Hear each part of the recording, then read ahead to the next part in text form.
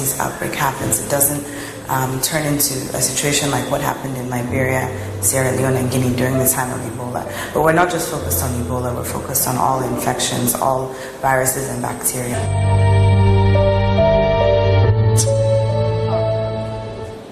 Lokacin da Boko Haram suka shiga Boza sai suka kashe mijina, sai suka ce to wanda zai zo nan mu koya mishi kamar training wanda zai fita da abun a jikin shi ya zo, wanda kuma za ta yi aure sai ta yi aure. Sai na fita da ciki na zo na haifu a can. Yana damu ke gama matan Boko Haram har sun taɓa marjini ma'anin na muka zo har cikin ɗakin ne ta tafi take yi faɗa. Na tuna ba har ma barci ma ba na iya in dama in yi tana in da kuma har kuɗi akwai a gurina, amma a yanzu sai mutum ya ɗauka ya bani. Yana damuna a raina. Ina ji da na ce da na sani na gwara da Allah ya ɗauki raina ba daraja ko kaɗan.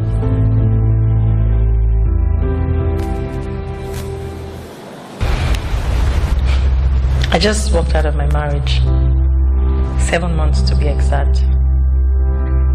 I found a leg, and he was wearing those red sneakers I hated. I told him that he looked like a schoolboy, but he thought he looked so cool.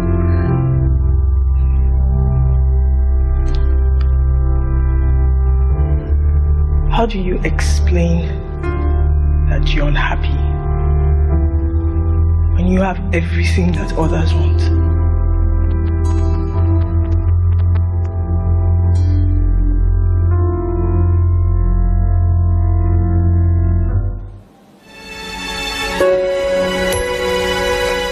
My biggest fear was just not achieving anything, that I would just end up dying and not doing anything in my life. And I didn't want that for myself at all.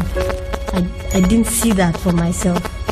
I saw myself doing more, and I wanted to do more, but it was a struggle to get to do more.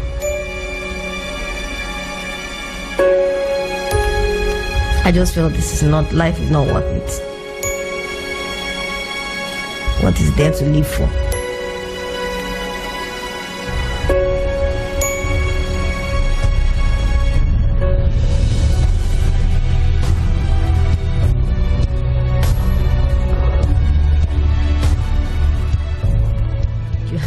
Something to live for, no matter how small, but that is what will keep you going.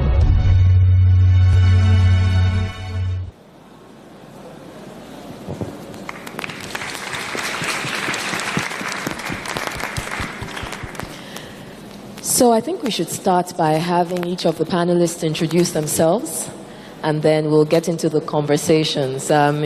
Should we say gentlemen first for a change? Okay, hi, my name is Joel Kachi Benson. I'm a documentary filmmaker. Hello, everyone.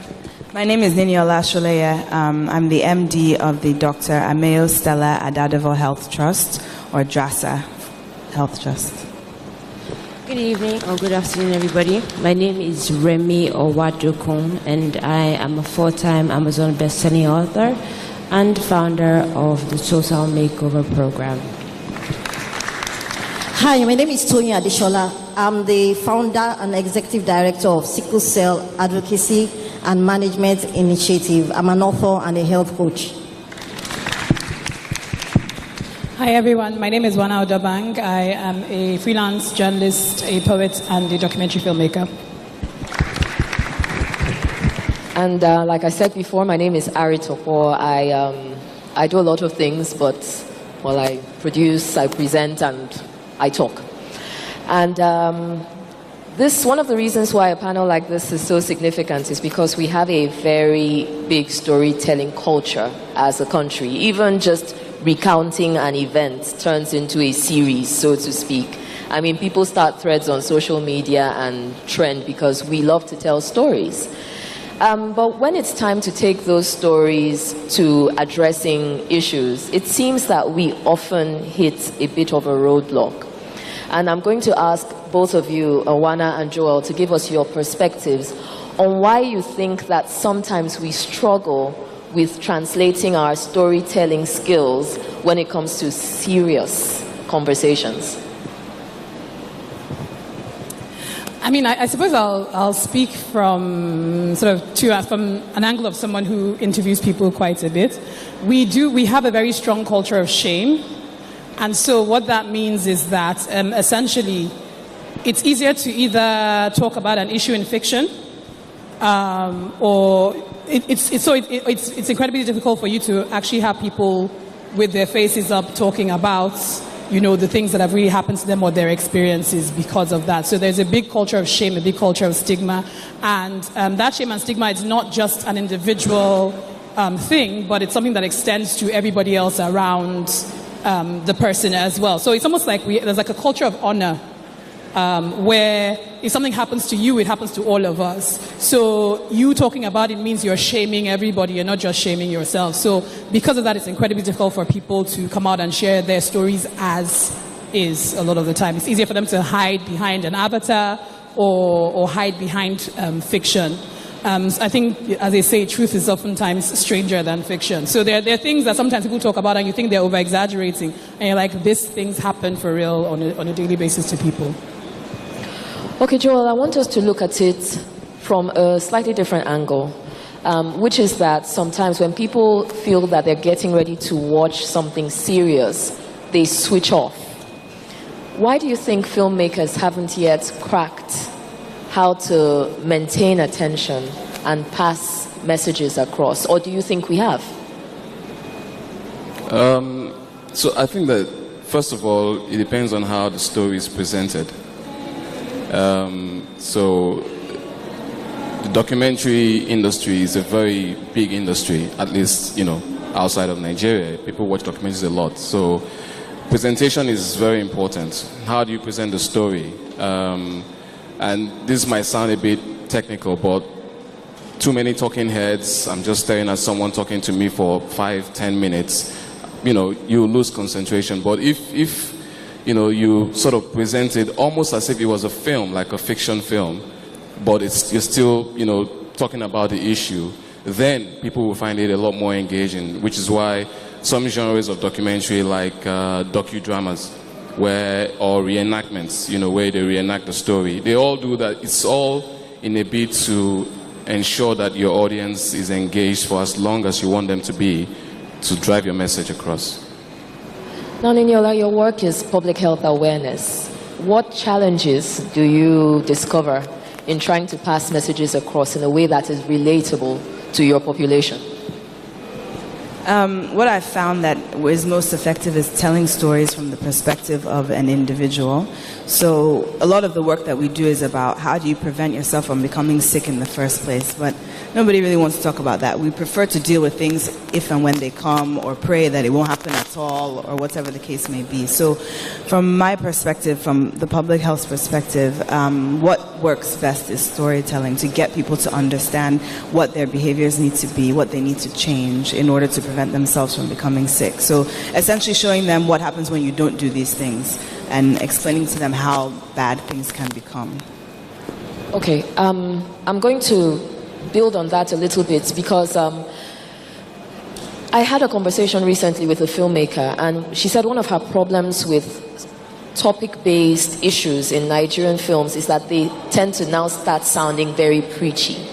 So don't do this, and they hammer on the subject matter so much that it stops becoming entertaining.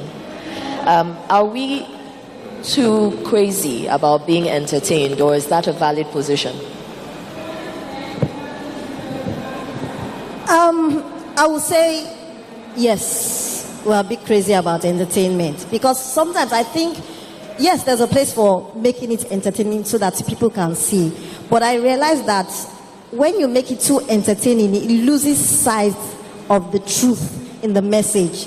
It now becomes fiction in the mind of the person. You now think that, oh, this issue is not as serious as it is. That's why sometimes you find situations where we have to focus continuously on an issue so that they will understand that, yes, we're trying to tell this story, we're making it entertaining, but it is real, it is serious, and it affects a lot of people.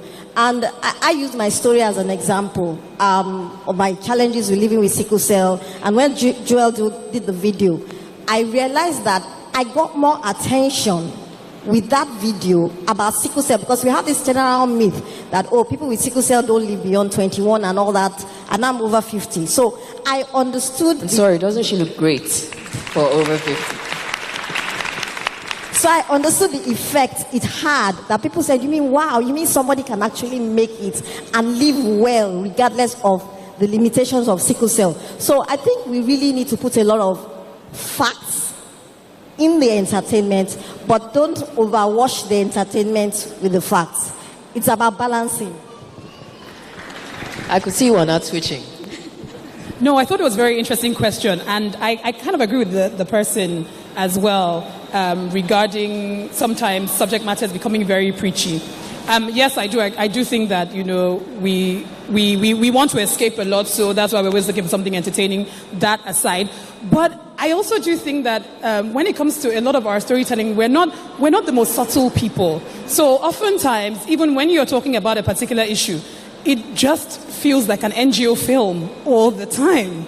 You know, it feels like, oh, USAID has given us money for this, so this is what we're going to, you know. So I think that has something to say, because I think if there are a plethora of stories where people are, you know, it's almost like poetry in a way. You can say the thing without saying the thing. You have the character in front of the camera, and it's a real story, and they're telling you their story, but they don't need to mention the thing 200 times or what it's about. But you get, you know, because you're looking at the human being that embodies that particular issue or situation, essentially. So I think we could do with a bit more nuance in our ways of telling stories, whether they're factual or fictional.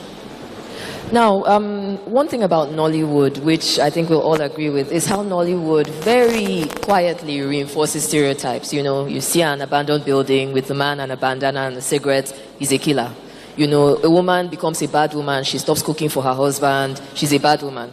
Then there's one random other woman who will now start cooking for him, she's a second wife.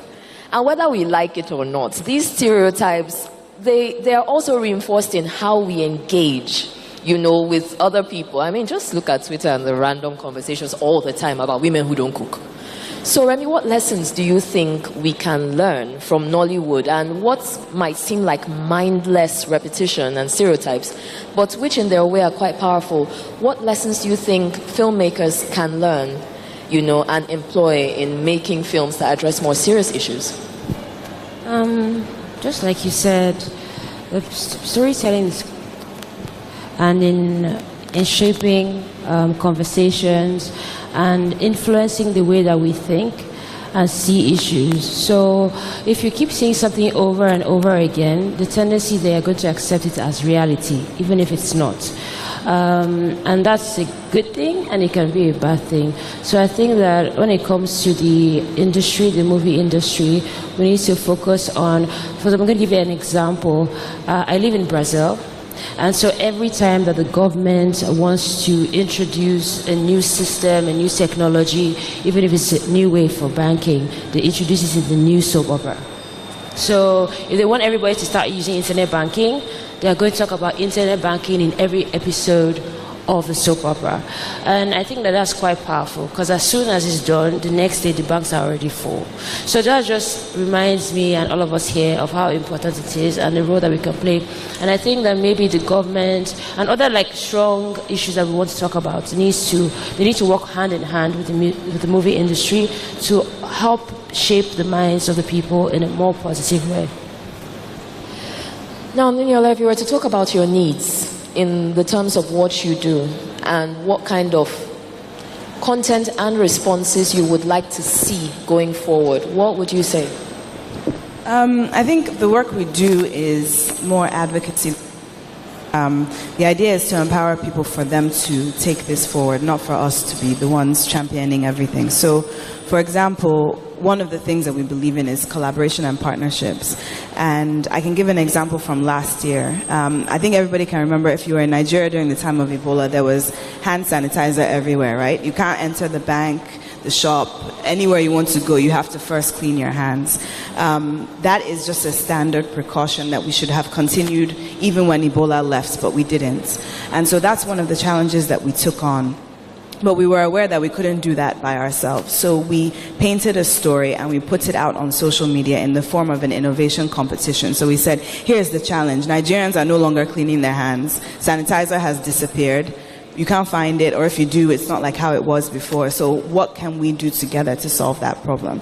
And so I think in throwing things out there and using social media and using storytelling, you can really get, I mean, we got some fantastic responses. We're working with two teams who won the competition and taking it forward. And so, you know, I think using those stories to get people engaged, again, not so much pushing the agenda of, infectious diseases and outbreaks, but just saying we have a challenge in this country and we have plenty of talent. So how do we get those people to be part of the solution?